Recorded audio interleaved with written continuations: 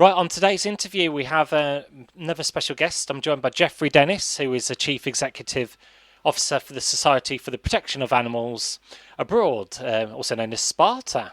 Welcome to the show, Geoffrey Dennis. Thank you very much. And today is Thursday, 19th November, International Working Animals Day. And what are the roles animals play in the world right now? Well, it's absolutely enormous. We work in 25, Spana works in 25 countries around the world. There are over 200 million working animals around the world, supporting over 600 million people in some and often in some of the world's poorest communities. So the reason I joined Spana is A, I really care about animals, but secondly, because I'd spent most of my life working for the Red Cross around the world before I joined Spana. Secondly, I really care about the poorest communities and how to help them. Excellent. And did you always foresee a career working with animals and doing charity work? Well, I love animals, and on one of the trips I had with the Red Cross, I was in Northern Africa, in Niger, and it was a serious drought situation, and the Red Cross were doing a lot of work to help feed and water and provide water for people. And some of the people with me said, "But hold on a minute, who's helping the animals?" There were actually animals dying in that situation. So that's why 4 years ago I joined Spana. We basically provide free veterinary care in 25 countries around the world. Last year, we gave free veterinary care to over 380,000 animals.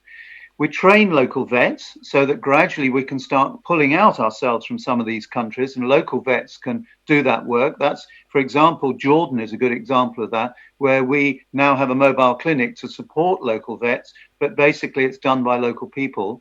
We train owners on how to better look after their animals, and I think that's really important. A lot of the issues otherwise that are brought to us are easily avoidable problems, like cuts because they've got the wrong rope system or the wrong harness and so on. We educate communities and children to change their attitude, and then we work a lot on emergencies. And most recently, and I can tell you more about this if you like, we're working on a serious emergency program related to COVID in 6 African countries. Excellent. So I suppose your work has took you all over the world, and working with animals like camels, equine horses, elephants. They do a lot of conveyance instead of trucks, lorries, and other modes of transports. How does that burden have on those animals? Well, it is, if they're not looked after properly, it is a serious burden. We look after, as you say, horses, donkeys, mules, camels, and elephants in 25 countries around the world. Now, in one country, Mauritania in West Africa, for example, there's no running water. So all the water is carried by donkey cart. They deliver food. They provide emergency hospital transport for people that need to go to hospital in an emergency. So it's a massive problem around the world. Recently with COVID, we have a lot of problems in the UK, and hopefully at some stage we'll get through that. But in a number of countries that we work in overseas, it is a serious problem because there's been a complete lockdown. So the owners of working animals have no work anymore. That means that they can't afford to provide food for their families and for animals, which are starving because they have no income. So a number of those animals are now, or were, just walking around and eating anything they Mm. could, including rubbish. In the rubbish, there is quite often plastic, which causes deadly stomach infections. So what we've done as Spana is provide emergency feeding and emergency veterinary care in 6 countries. And as a result, we've saved the lives of thousands of working animals. It's a very impressive thing. And I just would love to emphasize to anybody who wants to learn more about Spana, please do go to our website. You can read all these stories. It's Spana, SPANA.org. Excellent. And got a few stats here. Almost two-thirds of people surveyed believe working animals who are doing key work for their community overseas deserve more support. Yeah. Yeah, it's interesting because we did a bit of research around Working Animal Day, and 60% of the people that we interviewed as volunteers admitted that they used to take key workers for granted in the UK, for instance, delivery drivers and so on. Mm. But that is completely changed as a result of COVID. Now, they also, 2/3 of the people we interviewed believe that working animals doing key work for their communities overseas deserve more support. And they're very much in favour of the work that we do. Spana is a fantastic charity. We're very tight on controls and costs and so on, but we're helping an enormous number of animals, working animals, in 25 countries around the world. Great job you're doing then. And you mentioned key workers, which is another segment of this interview we're going to come on to now. Also, like police dogs and horses you see in the emergency services, do you class them as key workers, as they're specially trained to assist the police and Yeah, other? definitely. And although we just work overseas, I mean, clearly, there's a lot of help that is given to those animals that are working in the UK and in other countries in Europe as well. But as I said earlier, I mean, overseas, the 600 million people that rely on working animals often come from the world's poorest communities. And with COVID, particularly at the moment, they're really suffering. We do work in drought situations. We recently did a lot of work to save the lives of animals on the east coast of India because there was a cyclone that hit.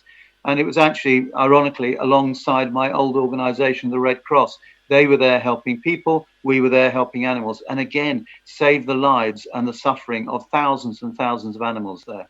Right, on to the next kind of subject. We're talking about key workers, and the events of this year have given 1 in 5 adults calls to reconsider their profession. So 4 in 10 feel their current profession doesn't make any difference to anyone at all in comparison to the UK's key workers. Yeah, I mean, obviously, there's been a very great support, and rightly so, for people working in hospitals and so on.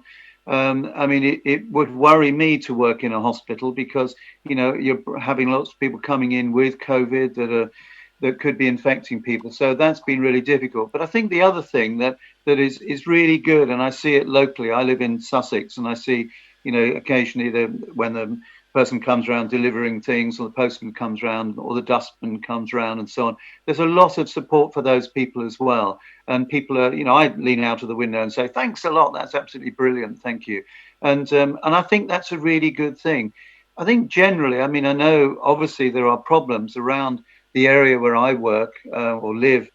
Gatwick Airport is not far away, and there are a lot of people that have lost their jobs as a result of that. And unfortunately, there are some increases in vandalism and things as a result of that, and thieving and so on. Yeah. But generally speaking, and I've seen this throughout the world, I've worked in war zones in Afghanistan and Somalia and Rwanda and you name it. And generally speaking, the vast majority of the world's population are great people. Mm-hmm. And I notice now, if I take my dogs for a walk, for example, from a distance, people wave, and they're people that I've never seen before, and they're all going, "Yeah, I hope you're okay," and so on. And we say the same back. So I think it's a real struggle. It's a real struggle in the UK. We all find it more difficult working from home, which I've had to do. We've got an small office in London, and I've been up there a few times, but not at the moment. Obviously, we've closed down, so it's much more difficult. But then these people overseas are really suffering. Some of them. Mm. So as I say, if people are interested, please do go to our website, and you'll learn more about what we're doing. And it's spana.org.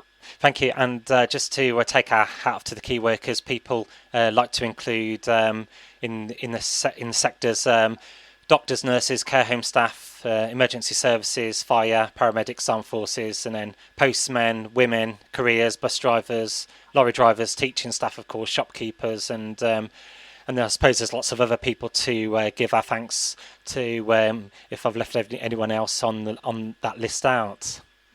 Yeah, no, absolutely, and these people are doing a fantastic job.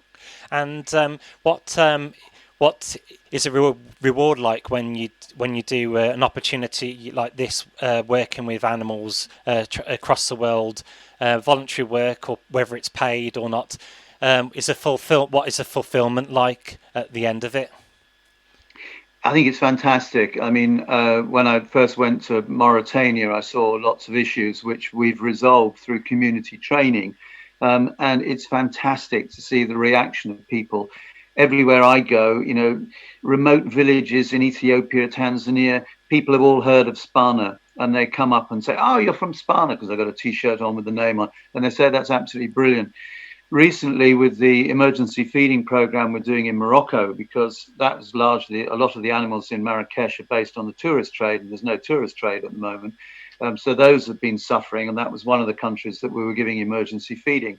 Recently, there's been a lot of coverage on national media there about the work that Spana's doing, and the government are using us to supply food to some of the animals, which is the first time it's happened in that country to any organization. So we've got some amazing people around the world that are so dedicated. We have a country director in Botswana in Southern Africa, and she names every single animal that she works with, so they all have names. I think one of them is called Geoffrey after me, but must be a very Yeah, ugly one, I suspect. it's not a giraffe, is it?